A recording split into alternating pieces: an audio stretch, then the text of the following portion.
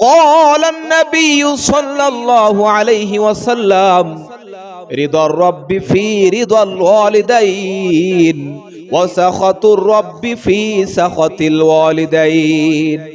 নবীজি বলেন, যে সন্তানের প্রতি আল্লাহ, যে সন্তানের প্রতি তার পিতামাতা খুশি, যে সন্তানের প্রতি তার পিতামাতা খুশি, ওই সন্তানের প্রতি আল্লাহ তাআলা খুশি। আর যে সন্তানের প্রতি পিতামাতা নারাজ, ওই সন্তানের প্রতি আল্লাহ তাআলা নারাজ। এই জন্য বলি রে যুবক, বাপ মার মনে কষ্ট দিবি না, বাপ মার সেবা যত্ন কর রে যুবক। আল্লাহ তাআলা দুনিয়ার মধ্যেও শান্তি দিবে, পরকালেও শান্তি দিবে। বাপ মার সেবা যত্ন করলে, বাপ মার খেদমত করলে আল্লাহ তাআলা ওই সন্তানের জন্য দুনিয়ার মধ্যেই জান্নাতের রিজিক পাঠায়া দেয়। কিতাবের মধ্যে আসছে মূসা পয়গম্বর আল্লাহর সাথে সরাসরি ডাইরেক্ট কথা বলতো। একদিন মূসা পয়গম্বর আল্লাহকে বলতেছে, আল্লাহ, জান্নাতে আমার সাথী কে হবে, জান্নাতে আমার বন্ধু কে হবে, আমি দুনিয়ার মধ্যে তাকে দেখবার চাই, দেখতে চাই। আল্লাহ বলেন, ও মূসা, জান্নাতে তোমার সাথী হবে একজন কসাই। মূসা পয়গম্বর বলতেছে, আল্লাহ, কসাই কি আমল করে, কি আমলের কারণে সে আমার সাথে জান্নাতে থাকবে, আমি তাকে দেখবার চাই। আল্লাহ তাআলা বলেন, অমুক এলাকায় চলে যাও। মূসা পয়গম্বর ওই কসাইকে দেখার জন্য ওই এলাকার মধ্যে চলে গেলেন। যাওয়ার পরে বাজারে গিয়া দেখে ওই কসাই বাজারের মধ্যে গোশত বিক্রি করে, গোশত বিক্রি করে সারা দিন গোশত বিক্রি করতেছে। গরু জবাই করে সবার আগে ভালো গোশতটা, ভালো, সবার আগে ভালো গোশত, কলিজা আগে রেখে দিয়েছে। এরপরে সারা দিন গোশত বিক্রি করেছে। গোশত বিক্রি করে যখন সন্ধ্যা হয়ে গেছে, সন্ধ্যা হয়ে গেছে, এইবার কসাই দোকান বন্ধ করে বাড়ির দিকে রওনা হয়েছে। এইবার মূসা পয়গম্বর বলতেছে, ও কসাই ভাই, আমি একজন প্রতীক মুসাফির মানুষ, আমি আজকে রাতে আপনার বাড়ি অবস্থান করবার চাই। ওই কসাই বলতেছে, ঠিক আছে, আপনি আসুন। ওই মূসা পয়গম্বর কসাইয়ের পিছনে পিছনে চলতে আরম্ভ করলো।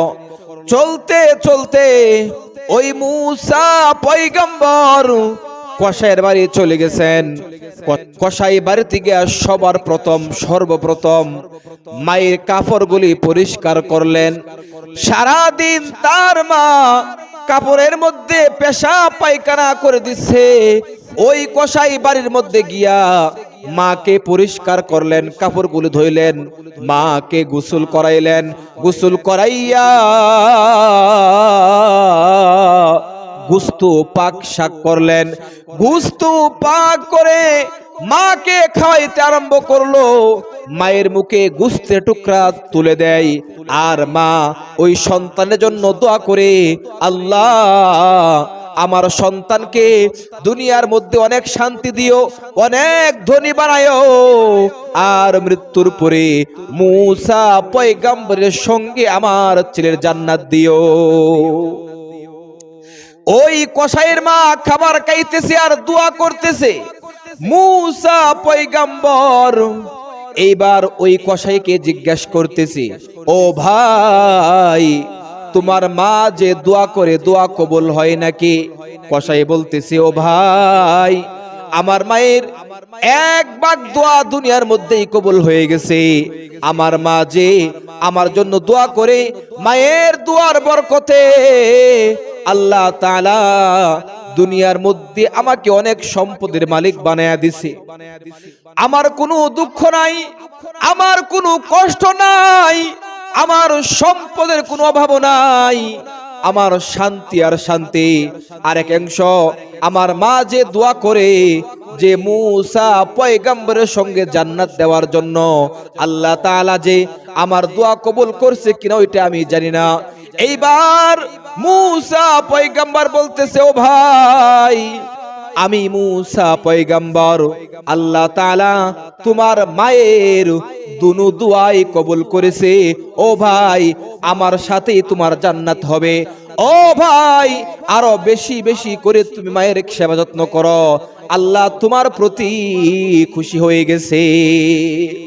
ও দুনিয়ার ভাই, ও যুবক ভাই, মায়ের সেবা যত্ন করলে, বাপ মার সেবা যত্ন করলে আল্লাহ তাআলা খুশি হয়ে যায়। আল্লাহ তাআলা খুশি হয়ে গেলে দুনিয়ার মধ্যে আপনার কোনো জিনিসের অভাব পড়বে না। আর যদি বাপ মার মনে কষ্ট দেন রে ভাই, দুনিয়ার মধ্যে শান্তি পাবেন না, পরকালেও আপনি জান্নাত পাবেন না। এই জন্য আল্লাহ তাআলা বলেন, ওয়া ক্বাদা রাব্বুকা আল্লা তা'বুদু ইল্লা ইয়্যাহু ওয়া বিল ওয়ালিদাইনি ইহসানা। আল্লাহ তাআলা তোমাদের জন্য বিধান দিয়েছেন যে তোমরা আল্লাহ ছাড়া অন্য কারো ইবাদত করবে না এবং পিতা মাতার সাথে সৎ ব্যবহার করবে। আরেক আয়াতে আল্লাহ তাআলা বলেন, ওয়া'বুদুল্লাহা ওয়া লা তুশরিকু বিহি শাইআ ওয়া বিল ওয়ালিদাইনি ইহসানা। আল্লাহ তাআলা বলেন, আমার ইবাদত করো, আমার সাথে কাউকে শরীক করবা না এবং পিতা মাতার সাথে সৎ ব্যবহার করো। কুরআনুল কারীমের মধ্যে যত জায়গায় আল্লাহর কথা বলেছে, আল্লাহর হকের কথা বলেছে, সাথে সাথে বাপ মার হকের কথাও বলেছে। এই জন্য আমরা ওয়াদা করি, আজ থেকে বাপ মার মনে কষ্ট দিব না।